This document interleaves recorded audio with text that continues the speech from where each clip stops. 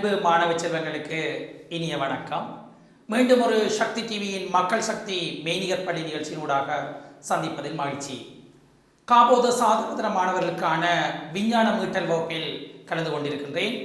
அந்த வகையில் உயிரியல் சார்ந்த தேர்ச்சிகளை அவதானித்துக் கொண்டிருக்கின்றோம். தொடர்ச்சியாக நாங்கள் அந்த தொகுதிகளை முடித்த பின்னர் நீங்கள் கேட்ட லெத்தனியல் சார்ந்த விடயங்களை நாங்கள் அவதானிப்போம். எனவே இந்த தொகுதிகளில் நாங்கள் குருதிச்சுற்றோட்ட தொகுதியை அவதானித்துக் கொண்டிருக்கின்றோம். ஏற்கனவே நாங்கள் சமீபாட்டு தொகுதி கிரேட் 10 நீங்கள் தரம் 10 இனப்பெருக்க தொகுதி அவதானித்திருந்தீர்கள். அந்த வகையில் அடுத்து தரம் 11 6வது அலகாக இங்கு சமீபாட்டு தொகுதி, அதே நேரத்தில் சுவாச தொகுதி, கழிவகற்றும் தொகுதி, அதன் தொடர்ச்சியான குருதிச்சுற்றோட்ட தொகுதி நாங்கள் அவதானித்துக் கொண்டிருக்கின்றோம். அந்த வகையில் நாங்கள் குருதியை பற்றி அவதானித்திருந்தோம். குருதியை பொறுத்தவரையில் குருதி எவ்வாறு, அதாவது குருதி என்னத்துக்காக காணப்படுகிறது, குருதியில் காணப்படுகின்ற கூறுகள் பிரதானமாக திரவடிய கூறு, அதே நேரத்தில் குருதிக்கலங்கள் என்று பார்க்கிறாங்க. குருதிக்கலங்களில் நாங்கள் சாதாரணமாக செங்குருதிக்கலங்கள், வெண்குருதிக்கலங்கள், குருதி சிறுதட்டுக்கள். வெண்குருதிக்கலங்களில் சிறுமணி கொண்டது, சிறுமணியற்றது. சிறுமணி கொண்டதில் ஒற்றைக்குழி, சிறுமணி கொண்டதில் யோசி நாடி, நடுநிலை நாடி, மூல நாடி. அதே நேரத்தில் சிறுமணி கொண்டதில் சிறுமணி அற்றதில் தான் சிறுமணி அற்றதில் ஒற்றைக்குழியம், நிழனிற்குழியம் என்பன அவதானித்திருந்தோம். அதே நேரத்தில் குருதி திரவலியத்தில் காணப்படுகின்ற கூறுகளாக சாதாரணமாக நீர் அதிக அளவு காணப்படுது. அதை விட போசனை பதார்த்தங்கள், குளுக்கோஸ், ஒரு சர்க்கரைட்டுகள் யாவும் காணப்படும். அதே நேரத்தில் கொழுப்பமிலம், கிளிசரோல், அமினோமிலம் போன்ற கூறுகள் காணப்படுறது. விட்டமின்கள், கனிப்புகள் அதுகளும் காணப்படலாம். அதை விட வாயுக்கள் காணப்படுகிறது. அதே நேரத்தில் கழிவு பதார்த்தங்கள் காணப்படுகிறது. புறப்பொழுதெறி எதிரிகள் இருக்குது, புறப்பொழுதெறி பதார்த்தங்கள். அதே நேரத்தில் ஓமோன்கள், இவ்வாறு பல்வேறு கூறுகள் காணப்படுதுன்னு அவதானித்திருந்தோம். அதன் தொடர்ச்சியாக பிறகு நாங்கள் குருதி சுற்றோட்ட தொகுதியை பார்த்திருந்தோம். குருதி சுற்றோட்ட தொகுதியில் ஆரம்பம், அதாவது குருதி சுற்றோட்டத்தில் நாடி நாளம் என்பவற்றுக்கிடையான வேறுபாடுகள் என்பவற்றை அவதானித்திருந்தோம். அதன் தொடர்ச்சியாக நாங்கள் நாடி நாளம் வேறுபாட்டில் நாடி என்பது அங்கு இதயத்திலிருந்து குருதியை அப்பால் கொண்டு போறவை நாங்கள் நாடி என்றும், இதயத்துக்கு குருதியை கொண்டு வருபவை நாங்கள் நாளம் என்று குறிப்பிட்டிருந்தோம். இங்கு நாடிகளை பொறுத்தவரையில் அங்கு நாடிகள் அந்த இதயம் பம்புவதன் மூலம் உடல் முழுவதும் குருதி விநியோகிக்கக்கூடிய தன்மை காணப்படுகிறது. ஆனால் உதாரணத்துக்கு காலுக்கு சில காலில் காணப்படுகின்ற கலங்களுக்கு சென்ற குருதி மீண்டும் இதயத்தை நோக்கி வர வேண்டிய தேவை காணப்படுகிறது. எனவே அங்கு மீண்டும் இதயத்தை நோக்கி வர்றதுக்கு அங்கு கால்களில் ஒரு இதயம் போன்ற அமைப்பு வருது, பம்பி போன்ற அமைப்பு ஒன்று இல்லை. எனவே அது எவ்வாறு அந்த குருதி மீண்டும் இதயத்தை நோக்கி வருகின்றது என்பதை அவதானிக்கும் போது நாளங்கள் மூலமே அந்த குருதி கொண்டு செல்லப்படுகிறது.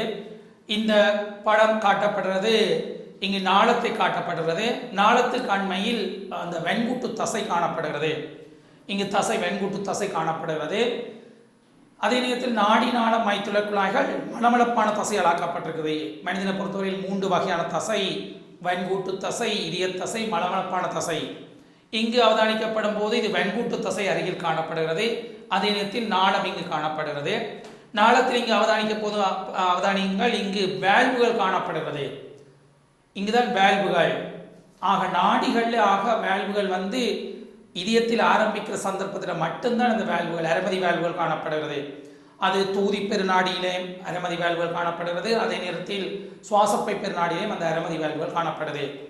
ஆனால் இங்கு பார்த்தீங்கன்னா நாளங்கண்ட முழுவதுமே வேல்வுகள் காணப்படுகிறது.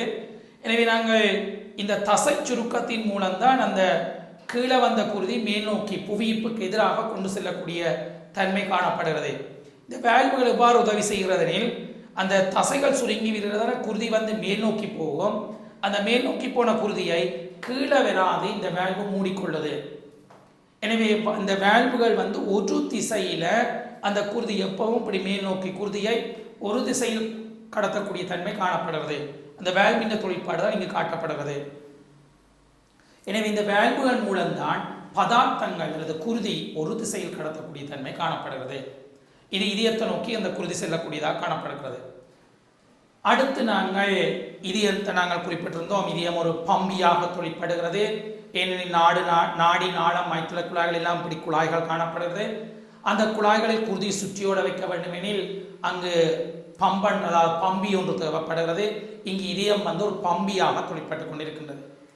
எனவே இங்கு நாங்கள் இதயத்தை பற்றி அவதானிக்க இருக்கின்றோம். இதயத்தை பற்றி அவதானிக்கையில் முதலில் இதயத்தினுடைய அமைவிடத்தை பார்க்க இருக்கின்றோம். அந்த வகையில் இதயத்தின் அமைவிடத்தை அவதானிக்கப்படும் போது நெஞ்சறை குழியில் இந்த இதயம், நுரையீரல் யாவுமே மிக பாதுகாப்பாக வைக்கப்படுகிறது. நெஞ்சறை குழியினுள் நாங்கள் மேற்பகுதியை நாங்கள் நெஞ்சறை எண்ணும், கீழ்ப்பகுதியை வயிற்றறை எண்ணும் சொல்லுவோம். அந்த நெஞ்சறையையும் வயிற்றறையும் பிரிக்கின்ற பகுதி பிரிமென்றாய்டு என்று சொன்னோம். ஏற்கனவே நாங்கள் சுவாச தொழிலாக நாங்கள் கற்றிருந்தோம். எனவே நெஞ்சறை குழியினுள் முள்ளந்தண்டென்பு, இங்கு பின்னுக்கு முள்ளந்தண்டென்பு காணப்படுகிறது. நாங்கள் சாதாரணமாக முள்ளந்தண்டென்புகள் உடையவை, முள்ளந்தண்டு என்பு அற்றவை. முள்ளந்தண்டென்பு உடைய ஆங்கில நாங்கள் சொல்லுவோம் முள்ளந்தண்டு உளிகள். முள்ளந்தண்டென்பு அற்றவையை நாங்கள் முள்ளந்தண்டிலிகள். இது கூட வினாவாக வினவப்படுகிறது. அதாவது முள்ளந்தண்டு உளிகள் என்றால் என்ன என்றால் முள்ளந்தண்டு காணப்படல், முள்ளந்தண்டிலி என்றால் முள்ளந்தண்டு அற்றவை. எனவே முள்ளந்தண்டென்புக்கு முற்புறமாகவும் அதே நேரத்தில் மார்பென்பு, இங்கு முன்னுக்கு மார்பென்பு காணப்படுகிறது, மார்பென்புக்கு பிற்புறமாகவும் அந்த 2 நுரையீரல், இங்கு 2 நுரையீரல் காணப்படுகிறது. 2 நுரையீரலுக்கும் இடையில் இடதுபுறம் சற்று சாய்வாக இந்த இதயம் அமைந்துள்ளது. அதாவது முள்ளந்தண்டென்புக்கு முன்புறமாகவும், நெஞ்சறை குழியினுள் முள்ளந்தண்டென்புக்கு முன்புறமாகவும் மார்பென்புக்கு பின்புறமாகவும் 2 நுரையீரல்களுக்கும் இடையில் இடது பக்கம் சற்று சாய்வாக, நீங்கள் இதயத்தை அவதானிக்கப்படும் போது சற்று இடது பக்கம் சாய்வாகத்தான் அந்த உடல் ஒளி பெருக்கியை ஸ்டெதஸ்கோப் பயன்படுத்தி வைத்தியர் அவதானிப்பார் இந்த இதய துடிப்பை. எனவே அங்கு இதய அமைவிடத்தை பற்றி நாங்கள் அவதானித்திருந்தோம். அடுத்து இதயத்தை அவதானிக்கையில் ஒவ்வொருடைய இதயமும் தங்களுடைய கை முட்டி அளவு, நாங்கள் இதயத்தை பார்க்கும்போது என்னுடைய இதயம் இந்த இவ்வளவு கை முட்டி அளவாக காணப்படுகிறது. கிட்டத்தட்ட அதனுடைய தெளிவை அவதானிக்கையில் 250 தொடக்கம் 300 கிராம் கொண்டதாக காணப்படுகிறது இதயத்தின் தெளிவு. எனவே அந்த இதயத்தின் மூலம்தான் அந்த குருதியை சுற்றியோட செய்யக்கூடிய தன்மை காணப்படுகிறது. ஒரு மோட்டார் போன்று, சாதாரணமாக பம்பி போன்று, அதே மாதிரி இது ஒரு பம்பியாக தொழிற்படுகிறது இந்த இதயம். அடுத்து நாங்கள் பார்க்க இருப்பது பாதுகாப்பு. இதயத்தில் எவ்வாறு, இந்த இதயத்தை எவ்வாறு பாதுகாக்கப்பட்டிருக்கிறது. இதயத்தை பொறுத்தவரையில் அந்த இதய சுற்று மென்சவ் என்ற 2 மென்சவான சூழப்பட்டிருக்குது. இங்கு 2 மென்சவு அந்த மென்சவான சூழப்பட்டிருக்குது. அதனுள் அந்த மென்சவினுள் இதய சுற்று பாய்மம் காணப்படுகிறது. அப்போ 2 மென்சவு காணப்படுது. அதை விட எங்களுக்கு தோல் காணப்படுது. தோலுக்கு பிறகு எண்புகள், முன்பகுதிக்கு மார்பென்பு காணப்படுறது, பின்பகுதி முள்ளந்தண்டென்பு காணப்படுகிறது, சுற்றி விலா என்புகள் காணப்படுகிறது, தசைகள் காணப்படுகிறது. அதை விட இதயத்தை சுற்றி அந்த இதய சுற்று மென்சவு காணப்படுகிறது. அந்த இதய சுற்று மென்சவு 2க்கு இடையில அந்த இதய சுற்று பாய்மம் காணப்படுகிறது, திரவம் ஒன்று காணப்படுகிறது. அந்த திரவத்துக்குள்ளால் அந்த இதயம் மிக பாதுகாப்பாக வைக்கப்பட்டுள்ளது. இதய சுற்று மென்சவினால் 2 மென்சவு இதயம் சூழப்பட்டிருக்குது. இவ்2 மென்சவினுள் இதய சுற்று பாய்மம் காணப்படுகிறது. இது என்னத்துக்கு உதவி செய்கிறது? தொற்றுகை, உலர்தல் என்பவற்றிலிருந்து பாதுகாக்க, ஏதாவது இன்ஃபெக்ஷன், ஏதாவது தொற்றுக்கள் ஏற்படுறது, மற்ற இதயம் உலர்தல் என்பவற்றிலிருந்து இதயத்தை பாதுகாக்கிறது. அதே நேரத்தில் இன்னொரு விடயம் நாங்கள் இங்கே அவதானிக்கின்றோம். மனித இதயத்தை பொறுத்தவரையில் அங்களுடைய இடது இதயவரை என்ற சுவரை நாங்கள் அவதானிக்கப்படும் போது அந்த சுவர் தடிப்பு அதிகமாக காணப்படும். அந்த இடது இதயவரை என்ற சுவர் தடிப்பு அதிகமாக காணப்படும். இதுக்கு காரணம் என்னென்றால் இந்த இடது இதயவரையிலிருந்து தான் தோதிப்பெருநாடி ஆரம்பிக்கின்றது. எனவே தோதிப்பெருநாடியிலிருந்து ஆரம்பித்து தலைக்கு எல்லாம் குருதி விநியோகிக்கப்பட வேணும். எனவே இந்த தலைக்கெல்லாம் குருதி விநியோகிக்கப்பட வேண்டும், புவியீர்ப்புக்கு எதிராக குருதி விநியோகிக்கப்பட வேண்டும். எனவே கூடிய ஒரு விசை கொடுத்து அங்கு குருதி அமுக்கப்பட வேணும், தள்ளப்பட வேணும். எனவே அங்கு மென்சவ், அதாவது இதய அறை அந்த சுவர் தடிப்பு குறைவாக ஏற்படுமாயின் அவ்வாறு ஒரு விசையை பிரயோகிக்கப்படும் போது சில வேளைகளில் அந்த வெடிப்புகள் ஏற்படலாம். அல்லது அந்த தாங்குற தன்மை கடினமாக இருக்கும். அதற்காக இந்த இடது இதயவரை இந்த சுவர் ஏனைய அறைகள் இந்த சுவர்களை விட தடிப்பு கூடுதலாக இருக்கும். அந்த அமுக்கத்தை தாங்குவதற்காக, அந்த குருதியை விநியோகிப்பதற்கான கூடிய அமுக்கத்தை வழங்குவதற்காக அவ்வாறு காணப்படுகிறது. கூடிய அமுக்கத்தை பிரயோகித்து வழங்க வேண்டிய தேவை ஏற்படுகிறது. எனவே புவியீர்ப்புக்கு எதிராக தலைப்பகுதிக்கும் குருதி கொண்டு செல்ல வேண்டிய தேவை காணப்படுகிறது. அதற்காக இது காணப்படுகிறது. அடுத்து நாங்கள் மனித இதயத்தின் நெடுக்கு வெட்டுமுக தோற்றம் இங்கு காட்டப்பட்டிருக்கிறது. வடிவாக அவதானிக்கப்பட வேண்டும். அந்த பகுதிகள் உங்களுக்கு நிறமுள்ள, அதாவது கலர்ப்படம் தரப்படாத ஒரு கோட்டு வரிப்படம் தான் பொதுவாக வரைய உங்களுக்கு வினாத்தாளில் வினவப்படுகிறது. அதனை அடிப்படையாக கொண்டு பகுதிகள், ஒரு 4 பகுதிகள் பெயரிட சொல்லி வரலாம். ஏனைய படம் எல்லாம் உங்களுக்கு தரப்படும். உங்களுக்கு இந்த பகுதிகள் பெயரிட சொல்லி வரலாம். இப்போ நாங்கள் இந்த பகுதியை அவதானிப்போம். சாதாரணமாக அந்த நீங்கள் ஏற்கனவே நீங்கள் பாகுபாட்டில் அவதானித்திருந்தீர்கள். முள்ளந்தண்டு உளிகளை பொறுத்தவரையில் பிரதானமாக 5 வகுப்புகள் நீங்கள் கற்றிருந்தீர்கள். பிசஸ், அம்பிபியா, ரெப்டீலியா, ஆவேஸ், மெமேலியா என்ற வகுப்புகள்.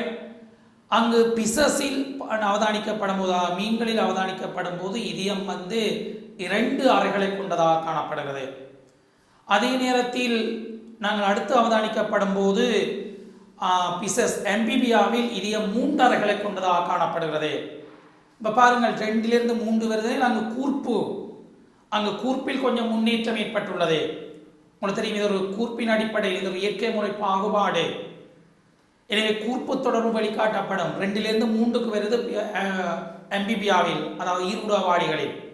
அம்பிபியாவிலிருந்து பிறகு ஊர்வனவுக்கு நாங்கள் வரப்படும் போது அங்கு இதயவரை இன்னும் பிரியாது. ஆனால் இதயவரை முற்றாக பிரிக்கப்படாதிருக்கும். அங்கு 4 அறை கிட்ட வருது. ஆனால் இதயவரை முற்றாக பிரிக்கப்பட்டிருக்கும். சோனியர் 2 சோனியரை காணப்படும். ஆனால் பறவைகளுக்கும் அங்கால பாலூட்டிகளுக்கும் முற்றாக பிரிக்கப்பட்ட 4 அறைகளை கொண்ட இதயம் காணப்படுகிறது. முற்றாக பிரிக்கப்பட்ட 4 அறைகளை கொண்டது. இடது சோனியரை, வலது சோனியரை, இடது இதயவரை, வலது இதயவரை ஆகியவற்றை கொண்ட 4 அறைகளை கொண்ட இதயம் காணப்படுகிறது. பாலூட்டிகளுக்கும் பறவைகளுக்கும் பாலூட்டிகளுக்கும் 4 அறைகளை கொண்ட இதயம். எனவே மனிதனை பொறுத்தவரையில் பாலூட்டிகளுக்கு வருகின்றான். குட்டி என்று இழந்து என்றது குட்டிகளுக்கு பால் ஊட்டக்கூடிய தன்மை காணப்படுகிறது. எனவே இங்கு அவதானிக்கப்படும் போது 4 அறைகளை கொண்ட இதயம் இங்கு காட்டப்பட்டிருக்கிறது.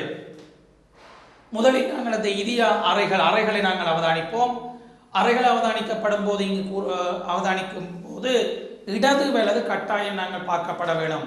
அது நீங்கள் மாறி எழுதப்படுமாயின் உங்களுக்கு முழுவதுமே புள்ளிகள் இழக்கப்படும். எப்பவும் இந்த உடல்ல காணப்படுற உறுப்புகளை எங்களோட உடல்ல இந்த பக்கம் இருக்கிறதோ அதை வச்சு கொண்டு தான் நாங்கள் குறிப்பிடப்பட வேண்டும். நாங்கள் இப்போ இதயத்தை அவதானிக்க போனது இவ்வாறு தான் நாங்கள் பார்க்கப்பட வேண்டும். எனவே அதாவது இந்த பக்கம் இருக்கிறது இடது பக்கம், இது வலது பக்கம். எனவே இங்கு அவதானிக்கப்படும் போது இங்கு முதலாவது இடது சோனியறை, நாங்கள் அறைகளை பார்ப்போம். இடது சோனியறை, இது இடது சோனியறை, அதாவது இதயத்தின் மேற்பகுதியில் காணப்படுவது சோனியறை, கீழ்ப்பகுதியில் இதயவரை. அதே நேரத்தில் இடது இதயவரை இடது பக்கம் இருக்கிறபடியால் இடது இதயவரை. இங்கு அவதானிக்கப்படும் போது பாருங்கள், இந்த பகுதி, இந்த சுவர் தடிப்பு கூட நாங்கள் ஏற்கனவே கற்றிருந்தோம். ஏனெனில் இந்த தோதி பெருநாடிக்கு குருதியை வழங்க தலைக்கு குருதி போக வேண்டிய தேவை ஏற்படுகிறது. எனவே இது மெல்லிய சுவராக காணப்படுமாயின் இது சுருக்குற, அதாவது கூடிய அமுக்கத்தை ஏற்படுத்த முடியாமல் போய்விடும். எனவே நாங்கள் தடிப்பு கூடிய சுவர் காணப்படுகிறது. அதே நேரத்தில் இந்த பகுதி வலது இதயவரையாக காணப்படுகிறது. அடுத்தது வலது சோனியறை, மேற்பகுதியில் வலது சோனியறை. எனவே இந்த இதயவரை 4 அறைகளை கொண்ட இதயம் காணப்படுகிறது. அடுத்து நாங்கள் அவதானிக்க இருப்பது அந்த குருதியை, கலங்களுக்கு விநியோகிக்கப்பட்ட குருதியை மீண்டும் இதயத்தை நோக்கி கொண்டு வருவதற்காக 2 பெரிய கலன் குழாய்கள் காணப்படுகிறது. கீழே இருக்கிற, அதாவது கால்பகுதியில் காணப்படுற குருதியை கொண்டு வருவதற்காக இங்கு கீழ்பெருநாளம் காணப்படுகிறது. அதே நேரத்தில் தலைப்பகுதியில் காணப்படுகிற இதயத்திலிருந்து மேற்பகுதியில் காணப்படுகிற குருதியை கொண்டு வருவதற்காக மேற்பெரு நாளம் காணப்படுகிறது. நாளங்கள் இதயத்தை நோக்கி குருதியை கொண்டு வரும். எனவே கீழ்ப்பகுதியில் இருக்கிற குருதியை கொண்டு வர்றதுக்கு கீழ்பெருநாளமும், மேற்பகுதியில் இருக்கிற குருதியை உடலின் மேற்பகுதியில் இருக்கிற குருதியை கொண்டு வர்றதுக்காக அந்த மேற்பெருநாளமும் காணப்படுகிறது. அந்த குருதி அவ்வாறு மேற்பெருநாளத்தின் ஊடாகவும் கீழ்பெருநாளத்தின் ஊடாகவும் எங்கு குருதி கொண்டு வரப்படும் எனில் இந்த வலது சோனியறைக்கு குருதி கொண்டு வரப்படும். இந்த பகுதிக்கு குருதி கொண்டு வரப்படும். வலது சோனியறைக்கு குருதி கொண்டு வரப்படும். அந்த வலது சோனியறையிலிருந்து பின்னர் குருதி வலது இதய வரைக்கு கொண்டு செல்லப்படும். வலது இதய வரைக்கு கொண்டு செல்லப்படும். அதே நேரத்தில் இங்கு இடது சோனியிலிருந்து இடது இதய வரைக்கும் குருதி வரும். நான் இப்போது அந்த விளங்கப்படுத்துவதற்காக இவ்வாறு குறிப்பிடுகிறேன். எனவே இங்கே வார குருதி பிறகு அந்த இதயவரை சுருங்கப்படும் போது எங்கு கொண்டு செல்லப்படும் எனில் சுவாசப்பை நாடிக்கு கொண்டு செல்லப்படுகிறது. சுவாசப்பை நாடி. அதே நேரத்தில் இது சுருங்கும் போது இங்கு காணப்படுகிற வேல்வு, வலது பக்கம் இருக்கிற வேல்வை நாங்கள் குறிப்பிடுவோம் முக்கூர் வாழ்வு. இங்கு அதாவது இதயவரை சுருங்கும் போது இந்த வந்த குருதி வலது இதயவரைக்கு வந்த குருதி மீண்டும் என்ன செய்ய வேண்டும் எனில் இங்கு வலது சோனையறைக்கு செல்லிவிடும். அந்த வலது சோனையறைக்கு செல்வதை தடுப்பதற்காக இந்த முக்கூர் வேல்வுகள் மூடப்படும். எனவே வார குருதி மேல் நோக்கி கொண்டு செல்லப்படாது. வார குருதி இதில் காணப்படுற அரமதி வேல்வு, அதாவது சுவாசப்பை நாடிக்குரிய அரமதி வேல்வு திறக்கப்பட்டு அந்த அரமதி வேல்வினூடாக 2 இடது சுவாசப்பை நாடி, அதே நேரத்தில் வலது சுவாசப்பை நாடி, அதனூடாக 2 நுரையீரல்களுக்கும் அங்கே குருதி விநியோகிக்கப்படும். 2 நுரையீரலுக்கு ஏனெனில் ஆக்சிஜனை பெறுவதற்காக. அவ்வாறு ஆக்சிஜனை பெற்ற பின்னர் இங்கு சுவாசப்பை நாளம், இங்கு ஆக்சிஜன் சரிவு, இந்த சுவாசப்பை நாடிகளில் ஆக்சிஜன் சரிவு குறைவு. ஏனைய நாடிகளில் பொதுவாக ஆக்சிஜன் சரிவு அதிகம். இங்கு ஆக்சிஜன் சரிவு குறைவாக காணப்படுகிறது. ஏனெனில் ஆக்சிஜன் பெற இல்லை. இப்பதான் இனித்தான் எங்க போறாருன்னா சுவாசப்பைக்கு செல்கிறார். எனவே சுவாசப்பையில ஆக்சிஜனை பெற்றுக்கொண்டு சுவாசப்பை நாளங்கள் இடது பக்கம் இருக்கிறது இடது சுவாசப்பை நாளங்கள், வலது பக்கம் இருக்கிறது வலது சுவாசப்பை நாளங்கள். சோடி காணப்படுறது, இடது சுவாசப்பை நாளங்கள் 2 காணப்படுறது, வலது சுவாசப்பை நாளங்கள் 2. இந்த 4ம் இந்த இடது சோனியறைக்கு கொண்டு வரப்படுது. இடது சோனியறைக்கு, அதாவது சுவாசப்பையிலிருந்து இடது சோனியறைக்கு அந்த குருதி கொண்டு வரப்படுகிறது. அந்த இடது சோனியறையிலிருந்து இந்த இருகூர் வேல்வு நீங்கள் ஞாபகம் வைக்கலாம். ஈனா இடது பக்கம் இருக்கிறது இருகூர் வேல்வு, அல்லது இன்னொரு பேர் சொல்லலாம் மைட்டர் வேல்வு. இடது பக்கம் இருக்கிறது இருகூர் வேல்வு, வலது பக்கம் இருக்கிறது முக்கூர் வேல்வு. எனவே இருகூர் வேல்வினூடாக எங்கு கொண்டு செல்லப்படும் எனில் குருதி இடது இதய வரைக்கு கொண்டு செல்லப்படும். அந்த இடது இதய வரையில் வந்த குருதி அந்த இதயவரை சுருங்கும் போது தொகுதி பெருநாடி இதனூடாக உடல் முழுவதும் குருதி விநியோகிக்கப்படும். எனவே இங்கு அந்த குருதி எவ்வாறு இதயத்தில் சுற்றியோடப்படுகிறது என்பதை இங்கு காட்டப்பட்டிருக்கிறது. மீண்டும் ஒரு முறை, அந்த கீழ்பெருநாளங்கள் காலில் உள்ள பகுதி கீழ்பெருநாளத்தினூடாகவும், அதே நேரத்தில் தலைப்பகுதிகளில் காணப்படுற குருதி மேற்பெருநாளத்தினூடாகவும் இங்கு வலது சோனியறைக்கு குருதி கொண்டு செல்லப்படும். வலது சோனியறையிலிருந்து முக்கூர் வேல்வினூடாக வலது இதய வரைக்கு கொண்டு வரப்படும். வலது இதய வரையிலிருந்து சுவாசப்பை நாடியினூடாக, சுவாசப்பை பெருநாடியினூடாக 2 சுவாசப்பைக்கும் குருதி விநியோகிக்கப்படுகிறது. ஏன் குருதி விநியோகிக்கப்படுகிறது? அங்கு ஒட்சனை பெறுவதற்காக. எனவே ஒட்சனை பெற்றுக்கொண்டு அந்த சுவாசப்பை நாளங்கள் மூலம் இடது சோனையறைக்கு குருதி கொண்டு வரப்படும். இடது சோனையறையினூடாக இருகூர் வேல்வின் உதவியோட இடது இதய வரைக்கு குருதி வருகிறது. ஒட்சன் சரிவு கூடிய குருதி, வளமையான நாளங்கள் ஒட்சன் சரிவு குறைவு. ஆக சுவாசப்பை நாளங்களில் மாத்திரம் ஒட்சன் சரிவு கூட. ஏனெனில் சுவாசப்பை ஒட்சனை பெற்றுக்கொண்டு நேரடியாக இங்கு வருகிறது. எனவே அங்கு சுவாசப்பை நாளத்தில் ஒட்சன் சரிவு அதிகமாக இருக்கும். பின்னர் இடது இதய வரை வந்த குருதி தொகுதி பெருநாடியிலும் வேல்வு காணப்படுகிறது. அந்த வேல்வை நாங்கள் சொல்லுவோம் தொகுதி பெருநாடிக்குரிய அரமதி வேல்வு. ஏனெனில் இந்த இதயவரை சுருங்கப்படும் போது இந்த அரைமதி வேல்வுகள் திறந்து தொகுதி பெருநாடி ஊடாக குருதி விநியோகிக்கப்படும். அது திரும்ப இதயவரை தளர்ச்சி அடையும் போது தளர்வடையும் போது இந்த தொகுதி பெருநாடி சுவாசப்பை நாடிக்குள்ள போன குருதி மீண்டும் இதயவரைகளுக்குள்ள வந்துவிடலாம். அந்த மீண்டும் இதயவரைக்கு வருவதை தடுப்பதற்காக இவ்வாறு வேல்வுகள் காணப்படுகிறது, அரைமதி வேல்வுகள். எனவே இவ்வாறு அந்த குருதி சுற்றோட்டம் இவ்வாறு இது மேற்பகுதி தலைப்பகுதியில் போக இந்த கீழ்ப்பகுதியினூடாக ஏனைய உடலின் ஏனைய பகுதிகளுக்கு குருதி விநியோகம் நடைபெற்றுக் கொண்டிருக்கின்றது. தெளிவாக விளங்கியிருக்கும் நினைக்கிறேன். அடுத்து நாங்கள் அந்த ஒவ்வொரு பகுதிகளையும் அதனுடைய தொழில்களையும் அவதானிப்போம். நான் ஏற்கனவே அந்த படத்தின் மூலம் சில விடயங்களை நான் உங்களுக்கு தெளிவுபடுத்தியிருந்தேன். அந்த வகையில் முதல் முற்பெருநாளம் அல்லது நாங்கள் மேற்பெருநாளம் என்று குறிப்பிடப்பட முடியும். உடலின் மேற்பகுதியில் உள்ள குருதியை வலது சோனையறைக்கு கொண்டு வரக்கூடியதாக இருக்கும். உடலின் மேற்பகுதி உள்ள குருதியை வலது சோனையறைக்கு கொண்டு வருவது, அது தலைப்பகுதியில் உள்ள குருதியை அங்கு கொண்டு செல்லக்கூடிய இருக்கும். அதே நேரத்தில் கீழ்பெருநாளம் அல்லது பிற்பெருநாளம் உடலின் கீழ்ப்பகுதியில் உள்ள குருதியை வலது சோனையறை கொண்டு வரும். அப்போ எனவே 2 பெருநாளங்கள் மூலம்தான் அங்கு குருதி இதயத்துக்கு கொண்டு செல்லப்படுகிறது. கலங்களிலிருந்து அந்த ஆக்சிஜன் சரிவு குறைந்த குருதியை 2 மேற்பகுதியில் இருக்கிறது மேற்பெருநாளம், கீழ்ப்பகுதியில் இருக்கிறது கீழ்பெருநாளத்தினூடாக அங்கு வலது சோனையறைக்கு குருதி கொண்டு செல்லப்படும். அடுத்து நாங்கள் அவதானிக்க இருக்கிறது தொகுதி பெருநாடி. அந்த ஆக்சிஜன் சரிவு கூடிய குருதியை தொகுதி பெருநாடி மூலம்தான் ஏனைய சகல இடங்களுக்கும் குருதியை விநியோகிக்கிறதுக்காக காணப்படுகிறது. எனவே இடது இதயவரையிலிருந்து குருதியை உடலின் எல்லா பாகங்களுக்கும் இடது இதயவரையிலிருந்து அந்த குருதியை உடலின் எல்லா பாகங்களுக்கும் கடத்துறதுக்காக இந்த தொகுதி பெருநாடி காணப்படுகிறது.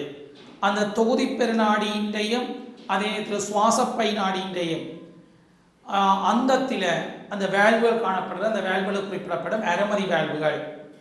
அரைமதி வேல்வுகள் என்ற தொழில் தொகுதி பெருநாடியில் சென்ற தொகுதி பெருநாடி மற்றும் சுவாசப்பை நாடி அதனுள் சென்ற குருதி மீண்டும் இதயவரைக்குள்ள வருவதை தடுக்கின்றது அல்லது மீண்டும் இதயவரைக்கு பின்தள்ளுவதை தடுக்கின்றது. அடுத்து நாங்கள் பார்க்க இருப்பது சுவாசப்பை நாடி. சுவாசப்பை நாடியை பொறுத்தவரையில் வலது இதயவரையிலிருந்து ஆக்சிஜன் சரிவு குறைந்த குருதியை நுரையீரலுக்கு கொண்டு செல்வதற்காக காணப்படுகின்ற நாடியாக சுவாசப்பை நாடி. ஏன் சுவாசப்பை நாடி என்று சொல்றோம் என்றால் இதயத்திலிருந்து குருதி அப்பால் அங்கு சுவாசப்பை கொண்டு செல்லப்படுது. ஆனால் வளமைய நாடிகளில் ஆக்சிஜன் சரிவு கூடவே இருக்கும். எனினும் இந்த சுவாசப்பை நாடியில் ஆக்சிஜன் சரிவு குறைவு. எனினும் இன்னும் சுவாசப்பைக்கு சென்று ஆக்சிஜனை பெறவில்லை. எனவே இதில் உள்ள ஆக்சிஜன் சரிவு குறைவாக காணப்படும். அதே நேரத்தில் சுவாசப்பை நாளத்தை பொறுத்தவரையில் நுரையீரலிலிருந்து ஆக்சிஜன் சரிவு கூடிய வளமையான நாளத்தில் ஆக்சிஜன் சரிவு குறைவாக இருக்கும். எனினும் எல்லா நாடி நாளத்தை விட உடலில் காணப்படுற எல்லா நாடி நாளங்களை விட இந்த சுவாசப்பை நாளத்தில் ஆக்சிஜன் சரிவு அதிகமாக காணப்படும். ஏனெனில் அங்கு சுவாசப்பையில் ஆக்சிஜனை பெற்றுக்கொண்டு இடையில எந்த ஒரு அங்கங்களுக்கும் குருதியை விநியோகிக்க இல்லை, நேரடியாக இதயத்தை நோக்கி கொண்டு வரப்படுது. இடது பக்கத்தில் இருக்கிற 2 சுவாசப்பை நாளமும் வலது பக்கத்தில் இருக்கிற 2 சுவாசப்பை நாளங்களும் சேர்ந்து அந்த இடது சோனியறைக்குள்ள அந்த 4 நாளங்களும் திறக்கின்றது. நேரடியாக ஆக்சிஜன் சரிவு மிக கூடின இடமாக அந்த சுவாசப்பை நாளம் காணப்படுகிறது. அதனூடாக வர்ற குருதி அதிக ஆக்சிஜன் சரிவு கூடினதாக இருக்கும். அடுத்து இந்த இதய முடுக்கி என்று சொல்வது பேஸ் மேக்கர் என்று சொல்லப்படுது. இது ஒரு நரம்பு கணத்தாக்கத்தை ஏற்படுத்துகிறது. என்ற இதயம் துடிப்பதற்கும் ஒரு கணத்தாக்கம் தேவைப்படுகிறது. அதை ஏற்படுத்துவதற்காக காணப்படுகிறது. எங்க காணப்படுகிறது? வலது சோனியறையில் மேற்பெருநாளம் திறக்கிறதுக்கு அண்மையில் இந்த காணப்படுகிறது. இந்த இதய துடிப்பின் இதய முடுக்கி அந்த இதய துடிப்பின் நரம்பு செயற்பாட்டை கட்டுப்படுத்துறதுக்காக இது காணப்படுகிறது. அதாவது இதயம் சுருங்கி விரிகிறதுக்கான ஒரு தூண்டல், இதயம் சுருங்கி விரிகிற தூண்டலை ஏற்படுத்துறதுக்காக இது காணப்படுகிறது. மூளை முன்னான் பரிவகுகள், அது நாங்கள் நரம்பு தொகுதியில் நீங்கள் அவதானிப்பீங்கள். மூளை முன்னான் பரிவகுகள் ஆகிய மூலம் கட்டுப்படுத்தப்படும். இது சில வேளைகளில் செயலிழந்தால் அல்லது பாதிக்கப்படும் அல்லது இந்த திறன் குறைவடைமாயின் நாங்கள் செயற்கையாக இதய முடுக்கியை இணைத்துக் கொள்ள முடியும். பேஸ் மேக்கர்னு சொல்லப்படுகிறது. இது உண்மையில் விண்வெளி வீரர்களுக்காக உருவாக்கப்பட்ட ஒரு உபகரணம். இந்த பேஸ் மேக்கர் இதய முடுக்கி, அதாவது மேலே செல்லப்படும் போது அமுக்கம் குறைகிறதுனால அங்கு இதய துடிப்பை மேம்படுத்துவதற்காக, இதய துடிப்பை அதிகரிப்பதற்காக அந்த பேஸ் மேக்கர் இதய முடுக்கி போடப்படுகிறது. இது இன்று நாங்கள் வைத்தியத்துறையிலே பிரதானமாக இங்கு பயன்படுத்தக்கூடிய இருக்கு. இந்த இதய முடுக்கி பேஸ் மேக்கர் என்று குறிப்பிடப்படுவது செயற்கையாக செய்து பொருத்தக்கூடியதாக இருக்கும். அடுத்தது நாங்கள் முக்கூர் வேல்வு. முக்கூர் வேல்வை பொறுத்தவரையில் இது வலது பக்கம் காணப்படுகிறது.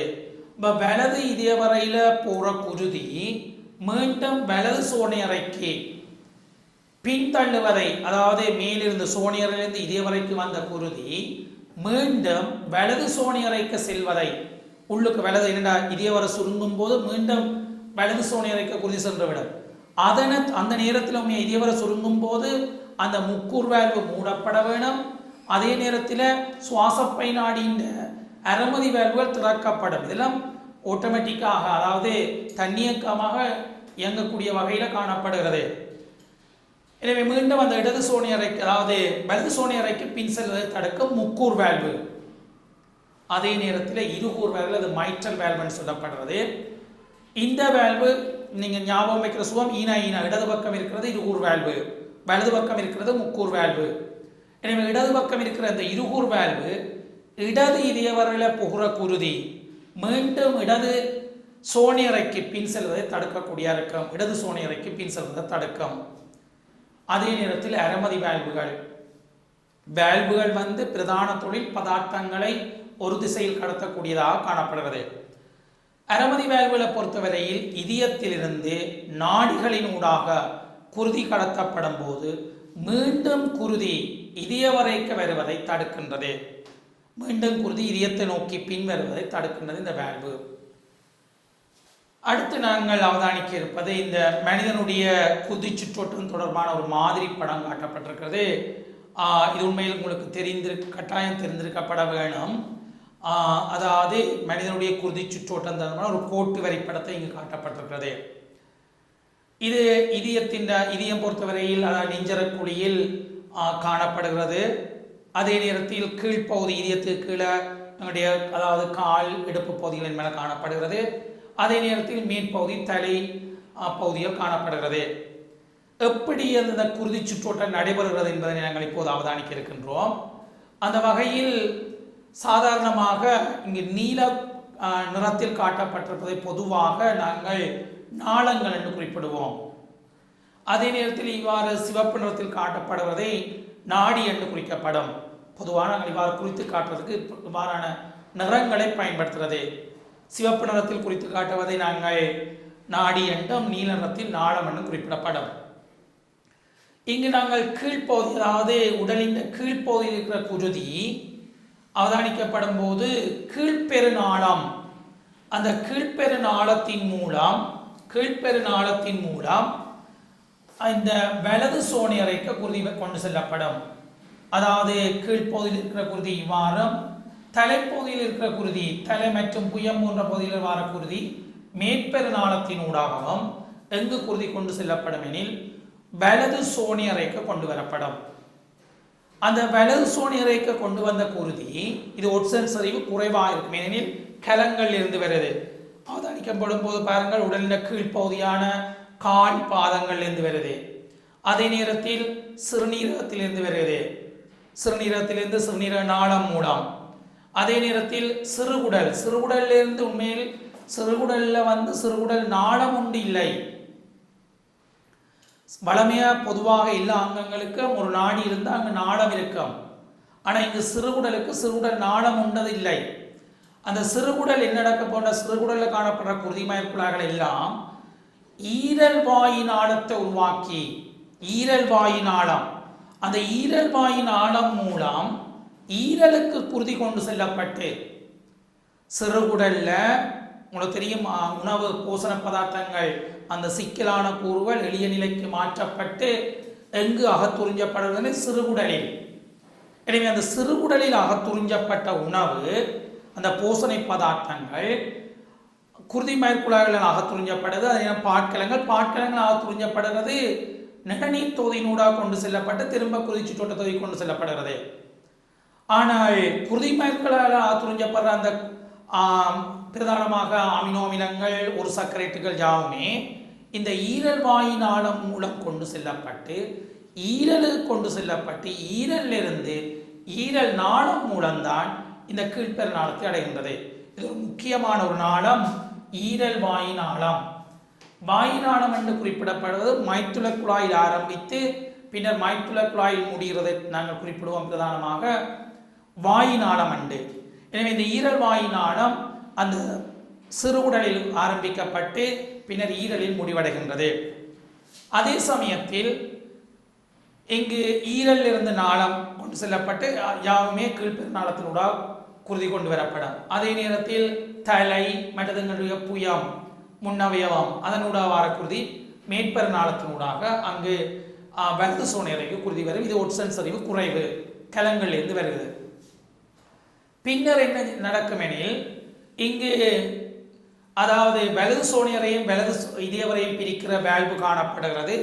அங்க முக்கூர் வேல்வினூடாக எங்கு கொண்டு செல்லப்படும் எனில் வலது இதயவரைக்கு குருதி கொண்டு செல்லப்படும். பாருங்கள் அந்த அம்புக்குறி மூலம் காட்டப்படுகிறது. வலது இதயவரைக்கு குருதி கொண்டு வரப்படுகிறது. இது மொட்சன் சரிவு குறைவு. பின்னர் வலது இதயவரையிலிருந்து குருதி பின்னர் சுவாசப்பை நாடி மூலம் எங்கு கொண்டு செல்லப்படுகிறது? சுவாசப்பைக்கு கொண்டு செல்லப்படுகிறது. ஏன் சுவாசப்பை கொண்டு செல்ல? ஒட்சனப்படுறதுக்காண்டி. அப்ப ஒட்சனப்படுறதுக்காண்டி சுவாசப்பை கொண்டு செல்லப்பட்டு அந்த சிற்றறைகளை சூழ நீங்கள் ஏற்கனவே கற்றுள்ளீர்கள். சிற்றறையை சூழ அதிகளவு குருதி மயிர்குழாய்கள் காணப்படுகிறது. மெல்லியதா இருக்குது, ஈரலிப்பா காணப்படுகிறது. இதனால் அதிகளவு ஒட்சனை பெற்றுக்கொண்டு அவ்வாறு குருதி சுவாசப்பை நாளம் மூலம் இங்கு ஒட்சனை பெற்றுக்கொண்டு சுவாசப்பை நாளம் மூலம் எங்க வருகிறதெனில் இடது சோனியறைக்கு குருதி வருகின்றது. அந்த இடது சோனியர் அப்ப இது இந்த நாளம் உண்மையில் ஒட்சன் சரிவு அதிகம். இந்த நாளத்தில் ஒட்சிசன் சரிவு அதிகம். ஏன் நாளம் என்று குறிப்பிடப்படுவதெனில் இங்கு நாளம் இதயத்தை நோக்கி குருதி கொண்டு செல்லப்படுகிறது. ஒட்சன் சரிவு அதிகம். அதே இந்த சுவாசப்பை நாடி ஒட்சன் சரிவு குறைவு இன்னும் ஒட்சனப்பவே இல்லை. ஒட்சன் சரிவு குறைவாக இருக்கிறது. ஏன் நாடி என்று சொல்றோம் என்றால் இதயத்திலிருந்து அப்பால் குருதியை கொண்டு செல்லுகின்றது. சுவாசப்பை நாளம் ஒட்சன் சரிவு அதிகம். எனவே நேரடியாக இடது சோனையறைக்குள்ள அது உண்மையில ரெண்டு சுவாசப்பை நாளங்களா பிரியடைஞ்சு இடது சோனையறைக்கு சேர்ந்து பிறகு இருகூர் வேல்வினூடாக இடது இதயவரைக்கு கொண்டு செல்லப்பட்டு இடது இதயவரிலிருந்து இந்த நாடியை நாங்கள் குறிப்பிடப்படவில்லை. தொகுதி பெருநாடி மூலம் உடல் முழுவதும் விநியோகிக்கப்படும். தொகுதி பெருநாடி மூலம் உடல் முழுவதும் விநியோகிக்கக்கூடும். இவ்வாறு வரப்படும் போது நாங்கள் ஈரலுக்கு கொண்டு செல்லப்படும், பிறகு சிறுஉடலுக்கு கொண்டு செல்லப்படும், பிறகு சிறுநீரகத்துக்கு கொண்டு செல்லப்படும், ஏனைய எங்களுடைய கால் பாதங்களுக்கு எல்லாம் கொண்டு செல்லப்பட்டு மீண்டும் அதே மாதிரி தலைக்கு மேற்போதுள்ள தலைக்கும் கொண்டு செல்லப்படும். சில வேளையில் உங்களுக்கு வினாவப்படலாம். அந்த சிறுகுடல்ல அகத்துறிஞ்சப்பட்ட குருதி மீண்டும் சிறுகுடலுக்கு செல்லும் பாதை, அதாவது எவ்வாறு அந்த எந்தெந்த பகுதியினூடாக கொண்டு செல்லப்படுறது குருதி சிறுகுடலினால் அகத்துறிஞ்சப்படுற அந்த பூசணை பதார்த்தங்கள் எவ்வாறு சென்று மீண்டும் அந்த சிறுகுடலை குருதி அடைகிறது.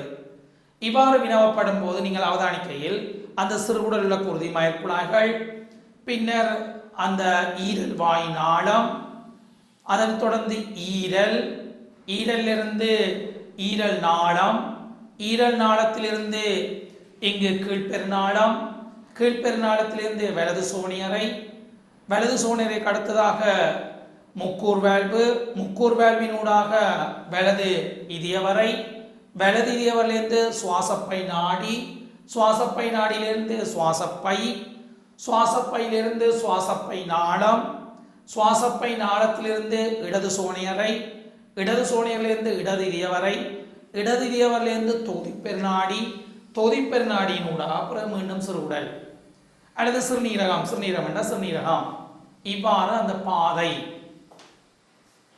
அதே நேரத்தில் தலைக்கு சென்ற குருதி மீண்டும் ஒட்சனை பெற்றுக்கொண்டு மீண்டும் தலைக்கு இவ்வாறு பயணிப்பதனில் நீங்கள் குறிப்பிடுவீர்கள் தலை. அப்ப தலையில வார குருதி வந்து தலையில காணப்படுற நாளத்தின் கூட வந்து மேற்பெருநாளத்தினோட வார குருதி வலது சோனியரைக்கு வந்து சேரும். வலது சோனியரிலிருந்து முக்கூர் வேல்வினூடாக வலது இதய வரைக்கு கொண்டு செல்லப்படும். வலது இதயவரிலிருந்து அதே நேரத்தில் இங்கே அதாவது இடது சோனியரை இடது இதயவரையிலே அந்த செயற்பாடு நடந்த பாதையை சொல்வதற்காக இவ்வாறு குறிப்பிடுகின்றேன். மேற்பெருநாளத்தை வலது சோனியரிலிருந்து முக்கூர் வேல்வினூடாக வலது இதயவரை, வலது இதயவரிலிருந்து சுவாசப்பை நாடி, சுவாசப்பை நாடிலிருந்து சுவாசப்பையிலிருந்து சுவாசப்பை நாளம், சுவாசப்பை நாளத்திலிருந்து இடது சோனியரை, இடது சோனியிலிருந்து இருகூர் வேல்வு, இருகூர் வேல்வுட இடது இதயவரை, இடது இதயவிலிருந்து தொதிப்பெருநாடினூடாக தலைப்பகுதி, இவ்வாறு குருதி கொண்டு செல்லப்படுவதை நாங்கள் காணக்கூடிய இருக்கோம். இதை நீங்கள் அதாவது மீண்டும் ஒருக்கா நீங்கள் அவதானிச்சீங்கள் என்றால் நிச்சயமாக அந்த பகுதிகள் மூலம் இலகுவாக இனம் காணக்கூடிய தன்மை காணப்படும். அடுத்து நாங்கள் அவதானிக்க இருப்பது இந்த மனிதனுடைய குருதி சுற்றோட்டத்தை நாங்கள் பிரதானமாக மூடிய சுற்றோட்டம் என்று சொல்லப்படும். ஒரு மூடிய கலன், மூடிய குழாய் அதனூடாக நடைபெறுவதனால் நாங்கள் இதனை மூடிய சுற்றோட்டம் என்று சொல்லப்படும்.